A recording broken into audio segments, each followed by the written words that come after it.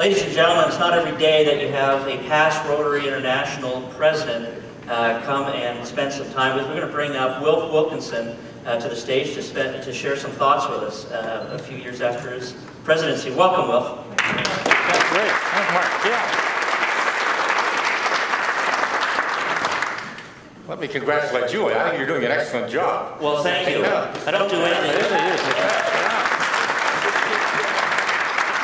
Well, this is fantastic. It's not every day we get to talk to a Rotary International president, and you are the pride of the Canadian Rotary family in the last few years. Why don't you tell us a little bit about your little journey through Rotary and how you got to the top office of our organization? Well, that's a very good question. I remember a Rotarian down in Moncton, New Brunswick, said, "Well, how did you scrape your way to the top?" Yeah. Really, I think I got to be the leader of Rotary by just happening to be in the right place at the right time. Here, what we're seeing today, what you're talking about today, is what Rotary is all about. It's what's done at the club level, and to some extent at the district level. This is the important part of Rotary. It's been a tremendous challenge to me to have had the opportunity, and a great honor to me to have the opportunity to be the president of Rotary International. I never for a minute thought I would be. But many of the things I've heard today, remember, the first club, Streetsville. I remember going to Streetsville to the old-time fiddlers contest. Shelburne, sorry, yeah. Shelburne, right. Yeah. That's what happens when you're 80 years old. It's not just 80. But it was their 21st anniversary. The CBC just picked them up. It was a big event. I remember going back the year after with all my family, my 4 sons and my wife. And it's a great event. But more recently, Pakistan. I was in Pakistan in August. We were there to talk about the various things that you were concerned about, like accountability for money that goes over there and stuff at our clubs. We just established a training session for all the clubs. We've carried out stewardship programs for the clubs there. But what Arusha told you about the loss there was tremendous. I had been to Pakistan several occasions because back in 2002 to 2004 I was the vice chairman of the Afghan Refugee Relief Program in that country. So I had an opportunity to go up through the Khyber Pass to the Afghan border, and that. So I knew the area. And that's why I was asked by the Rotary Foundation to go over there to arrange for the stewardship program. But those dams gave away. First a few dams, and then gradually on the 4 rivers that come down that provide the water and the irrigation to all the agricultural programs or farms in Pakistan gradually gave way one after the other. And as was mentioned there, the area that was flooded, the one that gave me the greatest comparison was it was as if the whole state of Florida were underwater. And the biggest challenge we had at that time was not food, it was snakes. When the people tried to move to higher grounds, so did the snakes.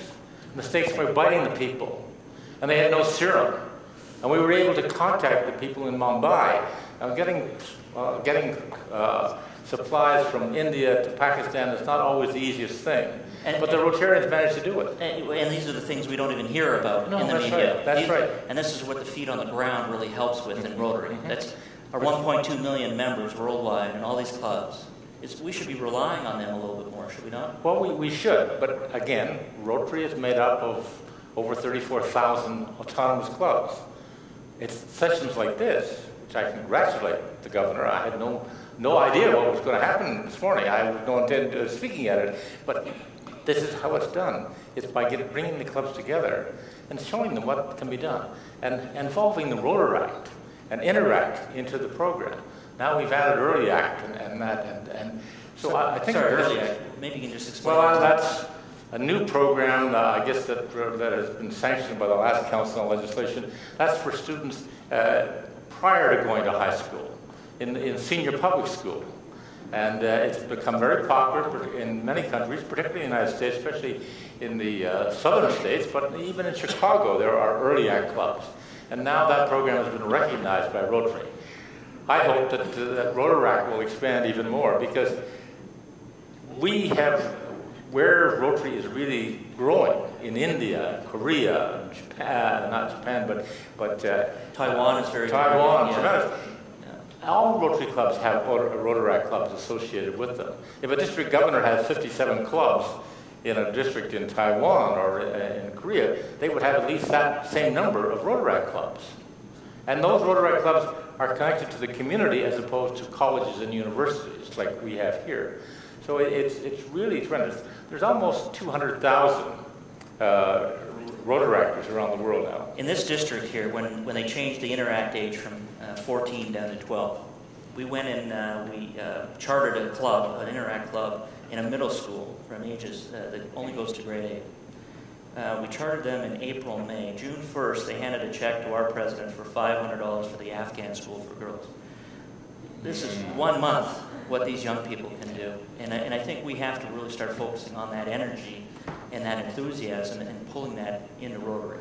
You're absolutely right, Mark. This is how it's done. And of course, it's, as you have brought an interact club, now that they've set up this for the middle schools as early act, just to make the distinction. Right, thing. right. And that is growing in popularity. I think the only reason we did that was because they didn't have the early act pins and everything going. Yeah, that's right.